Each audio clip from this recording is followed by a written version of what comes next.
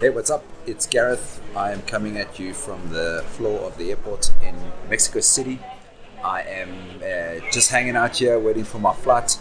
I caught an early flight this morning from Oaxaca City, where I've been for the last probably 2 months after getting back from some time on the Baja Peninsula. And today I'm flying to Toronto to spend Christmas with my brother and his family that live in just outside Toronto.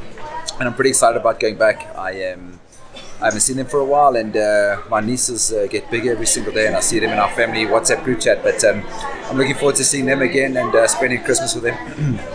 Sorry about the noise. It's probably going to be super noisy here, and I'm probably going to get called to board pretty shortly. But just wanted to reflect and share the gratitude that I'm feeling for the last almost 6 months that I've been in Mexico.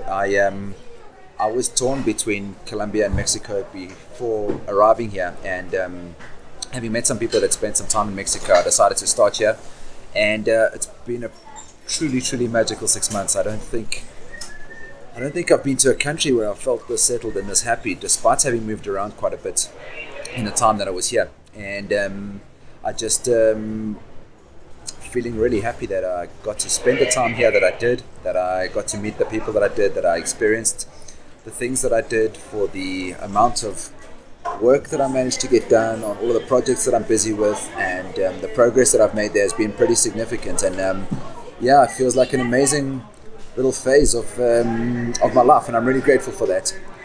One of the things I wanted to mention is next year, instead of setting New Year's resolutions, something that I started doing last year instead of a full set of New Year's resolutions is to choose a word that you want to work on in your life for a specific year. And the thinking and the strategy behind doing this is that you find something in your life that you want to work on, and you implement that word, and you use it as a marker and almost as a tool for you to be able to align your life and your decisions and the things that you do during the upcoming year related to that word. So my word for this year, 2018, was abundance, and it's been a truly amazing journey around that. I realized that so noisy. I realized that I was blocking myself with regards to the flow of abundance into my life as a function of the fact that I wasn't feeling abundant.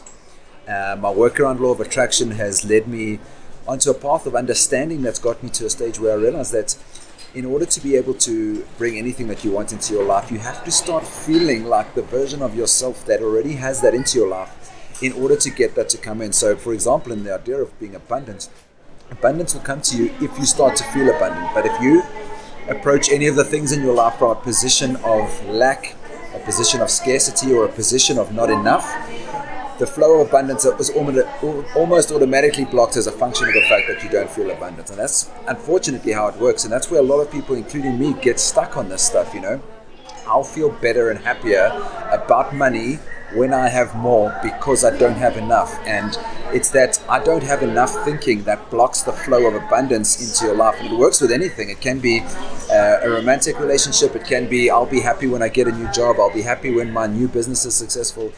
We need to be happy and grateful for those things now in order for them to come into our lives. So my abundance journey, I can tell you, is well and truly on its way. And the most beautiful part about this is for me the realization that I need to work on that feeling of abundance and not the abundance itself, because none of my projects are yet making any money commercially. But I know that all of them, as a function of my changed mindset and how I'm approaching them, are going to bring me more abundance in this following year, 2019, than I could ever hope for. And I'm really excited about the process. And if it takes another month or 2 or 3, it doesn't matter. I'm working on feeling abundant. So that was my word for last year.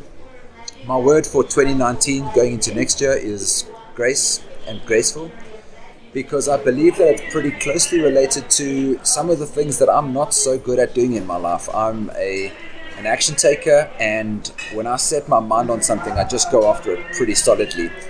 And sometimes that doesn't always work out to be the best possible way, because you sometimes make mistakes as a function of pushing too hard, or you spend too much time forcing something which should be left for a while. And I believe that if I am better positioned to be able to apply grace and being graceful into my life. I think that some of the areas where I am not graceful, I could be a little bit more elegant in my approach, and I think it would get me closer to the flow state and the ability to be able to bring things into my life a little bit more gracefully. So that's my word for next year. I am going to be setting up some challenges and some stuff within our Facebook community for other people to do the same and to choose a word. But if you're watching this and you're thinking about setting up 2019, I'd love to hear what your word is. And a shout out to my friend Jane, who gave me this practice. She's done it for a few years. It was a really important exercise for me to have this year. And I'm looking forward to using grace as my navigation for 2019 as I go through life's challenges and hopefully tackle everything in my life with elegance and grace. It's the last vlog I'm going to send you from Mexico for now. There's another vlog coming that I've already recorded, which is just being edited, talking about some changes in my life and how they relate to Mexico. And I'm not sure when that'll come out, but I'll definitely be back in Mexico. I hope that you're all good wherever you are. Sending you peace and love from the floor in the departures hall near gate 24 in Mexico City. Big love, ciao.